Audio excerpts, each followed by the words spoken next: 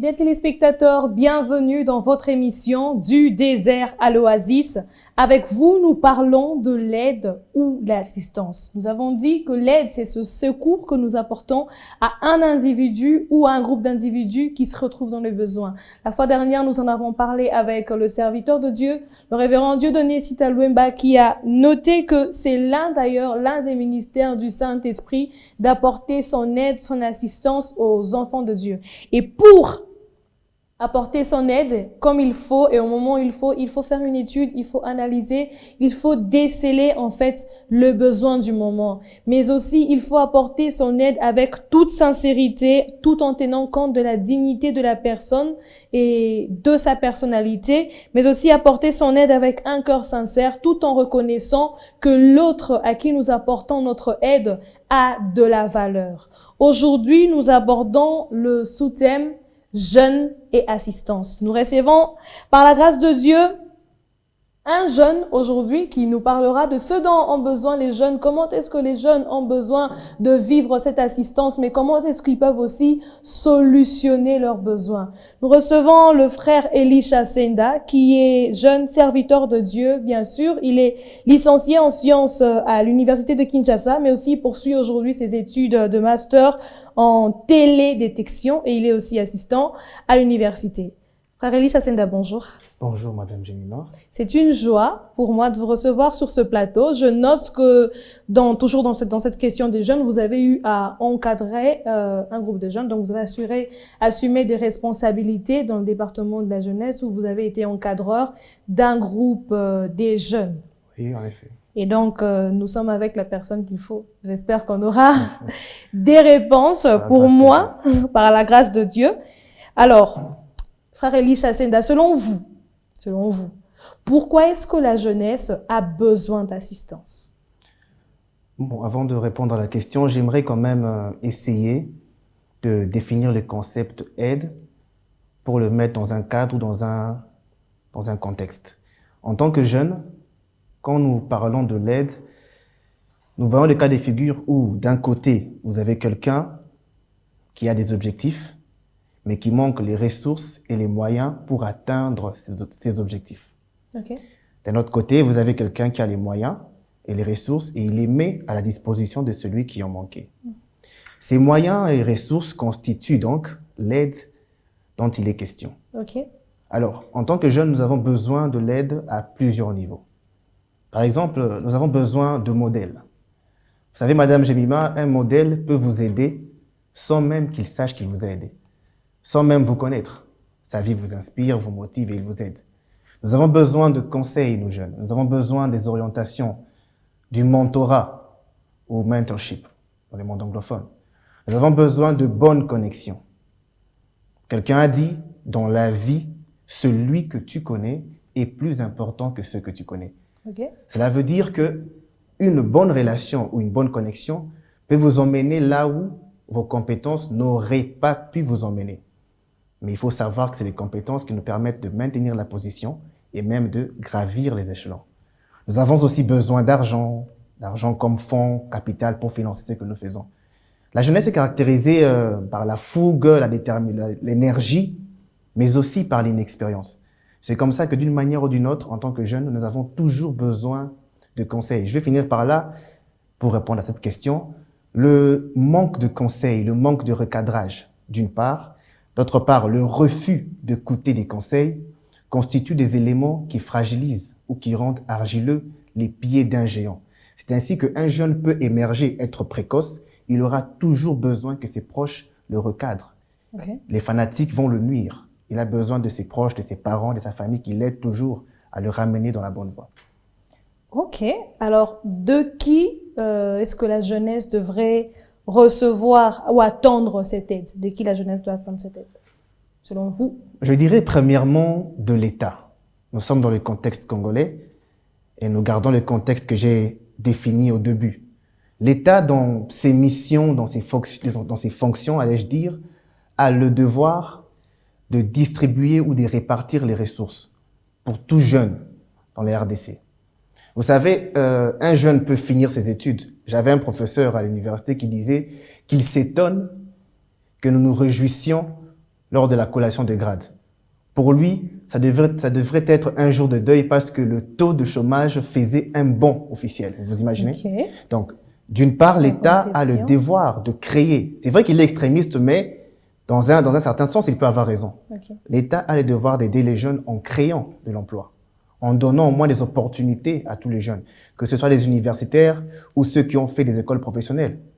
Mais il y a aussi ceux qui sont dans certaines affaires. L'État a le devoir de valoriser certains métiers.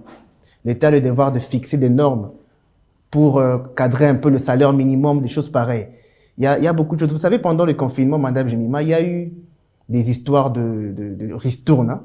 Ok. Il y a ce qu'on appelait les tontines. Il y a Oui. eu même certaines Oui. sociétés qui proposaient de gagner l'argent Je d'une me manière à rappelle. peu près facile.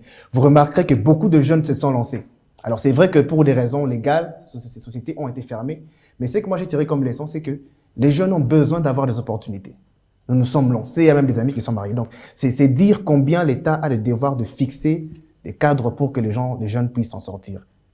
Deuxièmement, il y a aussi les aînés. Par aînés, j'entends simplement ceux qui ont plus d'expérience que nous dans un domaine donné. Ok. Une étude montre que un homme atteint la stabilité ou la maturité financière, relationnelle et tout, entre 45 et 50 ans. Alors après avoir acquis l'expérience, il faut la transmettre. C'est ce qu'on appelle le transfert intergénérationnel. Mais sur ce point, j'aimerais dire que quelqu'un a dit « Ne me donne pas de poisson, apprends-moi plutôt à pêcher ». Ok. C'est bien de donner l'argent à un jeune. C'est bien quand j'ai un vieux qui me donne de l'argent. Mais s'il peut me donner les moyens d'être autonome, quand C'est il peut le encore faire, mieux. c'est encore mieux. Voilà. Et vous vous êtes arrêté aux aînés. Les jeunes, alors ils ne peuvent pas s'aider eux-mêmes parce que j'ai l'impression que vous êtes arrêté. Oui, merci beaucoup. Merci beaucoup pour la question. Alors, je n'aborderai pas l'aspect entrepreneuriat, mais j'aborde plutôt l'aspect développement personnel. C'est vrai. Dans le monde, on a dit « aide-toi et le ciel t'aidera ». On ne peut pas aider quelqu'un qui ne sait pas aider. C'est comme tenter de remplir un récipient qui n'a pas de base. C'est du gaspillage. Okay. Alors, il y a plusieurs moyens pour se développer personnellement, pour s'aider soi-même. Je les ai nommés les 4 C. Alors, l'honnêteté scientifique m'oblige de reconnaître que j'ai appris les 3 C dans une formation de leadership avec l'équipe France. Okay. J'en ai ajouté un 4e. Alors, le premier C, c'est la connaissance. Connaissance. Oui. La Bible dit dans Proverbe 25, verset 2, que la sagesse des dieux consiste à cacher des choses, alors que la sagesse des rois consiste à découvrir ces choses qui sont cachées. Un homme, un jeune, a besoin de se connaître pour qu'il soit un roi. Donc, roi, je vois juste quelqu'un qui réussit. Il faut connaître ses compétences, connaître ses capacités, connaître son potentiel, allais-je dire, hein, et même connaître ses limites. Parce que la connaissance de nos limites fixe une barrière entre notre ambition et la prétention. Il ne faut pas non plus se prendre pour celui qu'on n'est pas. Le premier C, c'est la connaissance, très important. Il faut se connaître. Okay. Le deuxième C, c'est le caractère. Là, on fait allusion à la discipline, au savoir-vivre, au savoir-être. C'est le vivre ensemble, toutes ces valeurs qu'il faut travailler depuis la jeunesse. Vous savez, un à côté que je me permets aujourd'hui pourra m'être fatal quand je serai là demain. Okay. Généralement, ce sont nos mêmes erreurs qu'on se permet aujourd'hui qui nous atteignent plus tard. Et il faut savoir que quand Dieu devait sanctionner un roi, c'est tout le royaume qui en pâtissait. Sacrificateurs, prophètes y compris. Donc, c'est le moment, la jeunesse, c'est le moment de se discipliner. On s'aide en se disciplinant, en travaillant son caractère. Pourquoi? Parce que c'est avec un bon caractère qu'on peut rester quelque part quand on va monter. Okay. Le roi David, quand il n'était pas encore roi, bien qu'il était roi, il a pris Abigail, la veuve de Nabal. Cela dénotait un défaut. Mais cela ne l'a pas tant affecté que ça. Mais quand il devient roi et qu'il prend Bathsheba, on a vu les conséquences dans sa famille, dans son royaume et dans sa vie. Le troisième C, c'est la compétence. Et là encore, c'est très important, c'est une valeur parfois qui nous manque à nous en tant que jeunes. Quand je parle de compétence, je parle de s'équiper en termes de connaissances intellectuelles, en termes de savoir-faire, par rapport bien sûr aux objectifs, par rapport bien sûr à la connaissance que l'on a de soi. Il faut travailler, il faut se former. Il ne faudrait pas que nous nous limitions juste à ce que nous avons appris à l'université. Il ne faut pas que nous limitions juste à ce que nous faisons bien. Il faut toujours ajouter parce que dans ce monde, on regarde ce que tu peux apporter de plus. Et il faut chercher ce plus-là par les formations. C'est comme ça que vous pouvez voir aujourd'hui dans notre société, un jeune comme moi peut être proche d'un haut cadre du pays ou d'un haut cadre dans notre société. Okay. Et ce haut cadre me prend juste pour l'aider pour des basses besognes. Mais il ne me placera pas là où je veux qu'il me place. Et pourtant, il en a les moyens. Pourquoi est-ce qu'il ne me placera pas? Parce que je ne l'ai jamais marqué par mes compétences. Oui, je peux l'aider pour tout ce qui est des choses bizarres. On appelle ça des petits à confiance. Okay. Mais je vais dire, monsieur vieux méchant, il me donne l'argent et tout, mais moi j'ai besoin qu'il me donne du travail, il n'a qu'à signer. Mais je ne l'ai jamais marqué par mes compétences, je ne l'ai jamais marqué par mon intégrité. Et ça, c'est important. Quand on parle de compétences, on parle de routine, d'exercice régulier. Le roi David, pour qu'il puisse réussir, il n'était pas encore roi, a terrassé Goliath avec un jet de pierre. Vous imaginez le nombre d'exercices pour acquérir la précision. Et c'est la routine, c'est le travail pour que le jour J, on soit prêt. Quand on n'est pas compétent, on est non seulement incapable de saisir les opportunités, mais on est aussi incapable même de discerner qu'il y a une opportunité ici ou là, parce qu'on manque la compétence. Exact. J'en étais au quatrième C déjà. Le troisième. Voilà, le dernier, c'est le quatrième C. C'est justement la crédibilité. Ce C est juste la conséquence des trois premiers. Pour qu'on puisse nous aider, il faut que nous soyons dignes de confiance. Et quand nous nous sommes aidés nous-mêmes, en développant notre caractère, en nous connaissant, en développant nos capacités, nos compétences pour le travail par rapport à nos objectifs, nous devenons crédibles ou éligibles à une quelconque aide. Vous savez ce qui compte dans l'entrepreneuriat, c'est l'idée. L'idée attire l'argent. Mais pour avoir cette idée et pour que l'argent puisse venir, il faut qu'on voie les compétences. C'est par les compétences qu'on a des idées et c'est par les caractères qu'on est crédible. Et ça peut même attirer l'argent pour commencer une affaire quelconque. Merci, frère Elisha. Comme vous avez dit, il s'agit de la connaissance, le caractère, les compétences et la crédibilité qui sont des éléments à avoir lorsque l'on s'attend à une aide, en fait. C'est une façon de s'aider soi-même et qui peut attirer l'aide aussi pour soi-même. Ok, donc c'est une façon pour le jeune de s'aider soi-même. Donc, lorsque vous parlez de connaissance, la connaissance de soi, donc travailler en soi-même, le caractère, vous avez parlé de la discipline, je note cela. La compétence et la crédibilité. Alors, vous dites que le jeune a besoin d'aide dans différents domaines de la vie, à différents niveaux. Et vous avez un témoignage d'une aide que vous avez reçue. Il peut s'agir d'un conseil, d'une aide financière, d'un encouragement ou des orientations. Vous les avez citées. Alors, quel a été le cas pour vous, cette aide qui vous a extrêmement, ou qu'est-ce que je peux dire, beaucoup aidé dans votre vie? Ok. En réfléchissant, je vois déjà trois, bien qu'il y en a beaucoup. Okay. Premièrement, j'ai un modèle. Okay. Je peux le citer, c'est le prophète Daniel Kawata. Je ne le connais pas personnellement, mais sa vie m'inspire. C'est un monsieur qui a récemment, j'ai appris 5 thèses de fondu. Il réussit dans le domaine séculier, professionnel. Il réussit dans le domaine spirituel. Quand je vois quelqu'un comme ça, je suis motivé. Sa vie m'encourage. Okay. Il m'aide sans même qu'il me connaisse. Exact. Bien entendu, je rêve de le rencontrer un jour.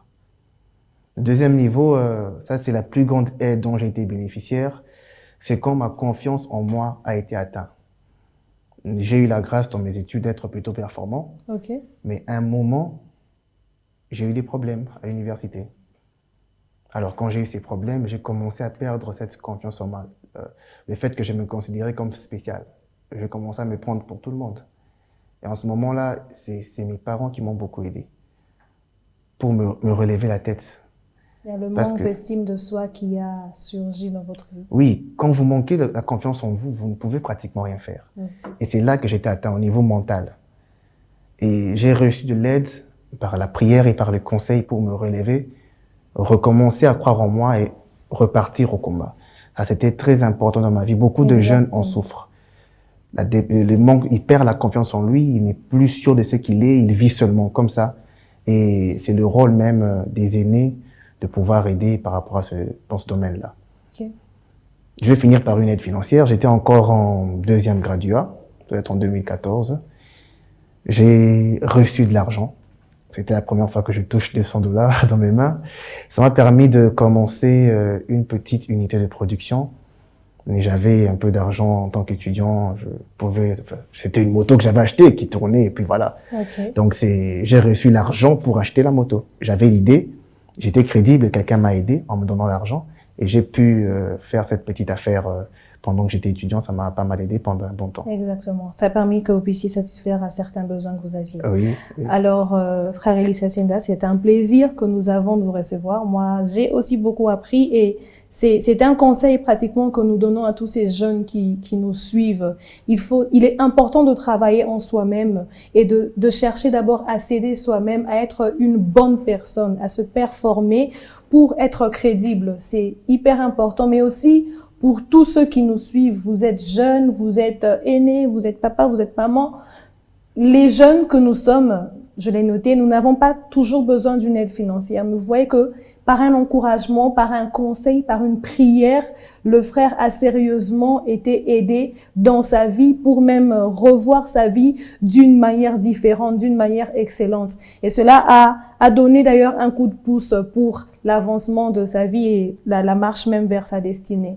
Et donc, nous qui sommes jeunes, c'est vrai qu'il y a le besoin d'argent qui est vrai, qui est réel, mais ces encouragements, ces conseils, ces conversations que vous nous donnez, bien sûr, qui sont inspirés de Dieu réellement, peuvent changer des destinées, peuvent vraiment changer des destinées. Et donc, je vais vous demander, Alicia, si vous avez un dernier mot à dire à ceux qui nous suivent, à tous les jeunes qui nous suivent, parce que nous avons besoin d'aide, c'est vrai, mais comment est-ce que nous devons être dès que nous devons recevoir ces aides? Nous les avons reçues, nous les avons appris aujourd'hui. Mais aussi, je vais vous demander à la fin de prier afin que Dieu nous accorde d'être ces bonnes personnes, que nous puissions travailler en nous la connaissance, que nous puissions travailler en nous le caractère, être des jeunes disciplinés, mais aussi la compétence et la crédibilité.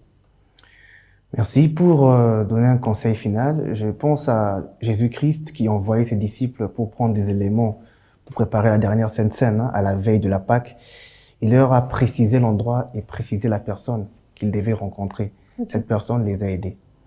J'aimerais dire que nous avons toujours besoin d'être orientés vers la bonne personne. Okay. Frapper à toutes les portes, être tout le temps déçu, c'est vrai que c'est une façon d'apprendre, mais Dieu a préparé et disposé des gens pour nous qui pourront nous aider dans ce que nous avons prévu de faire. La Bible dit que quand Dieu approuve les voies d'un homme, il dispose favorablement à son égard même ses ennemis. C'est très important de juste être en communion avec Dieu, de savoir l'écouter. Il est celui qui sait attirer vers nous les partenaires, il est celui qui sait attirer vers nous l'aide, et c'est lui qui nous donne la vraie crédibilité. Tous ces éléments que j'ai cités en Dieu, c'est naturel de les avoir avec le travail du Saint-Esprit en nous. Donc c'est un peu ça comme mot de la fin. On va finir par la prière. Exactement. Ok, j'aimerais prier pour un jeune. Je m'inclus dans le lot. Seigneur Jésus-Christ, tu es le meilleur des exemples parce que tu as fait ce que le Père voulait que tu fasses. Nous sommes sur la terre, nous avons des objectifs, nous avons besoin, Seigneur, que tu nous orientes dans ta volonté, dans la volonté du Père. Que tu mettes sur notre chemin des personnes qui vont nous aider à atteindre nos objectifs. Que tu nous donnes d'être ces chrétiens, ces personnes, ces jeunes qui savent travailler leur caractère. Des jeunes qui savent s'équiper pour être compétents. Des jeunes qui savent briller, être crédibles partout où ils sont. Que ton esprit puisse nous équiper de tous ces éléments pour que nous puissions marquer la différence dans notre génération, par notre façon de faire. Que nous puissions être crédibles et que nous puissions réussir dans tout ce que nous serons en train d'entreprendre. Parce que nous entreprendrons que ce que tu nous auras dit de faire, Seigneur. Que ta main soit sur nous et donne-nous d'être des jeunes qui réussissent dans cette génération. Au nom de Jésus-Christ. Amen. Amen, amen. Merci à vous d'avoir été avec nous. Merci aussi à vous de nous avoir suivis, fidèles téléspectateurs. Nous voici à la fin de notre programme. Si vous avez des questions, n'hésitez pas de nous écrire, de nous appeler par le numéro qui s'affiche au bas de l'écran. Suivez-nous également sur notre chaîne YouTube African Enterprise RDC. Bonne suite de programme sur votre chaîne BO1 Télévision et que notre Dieu, le Dieu de la Bible, nous bénisse tous.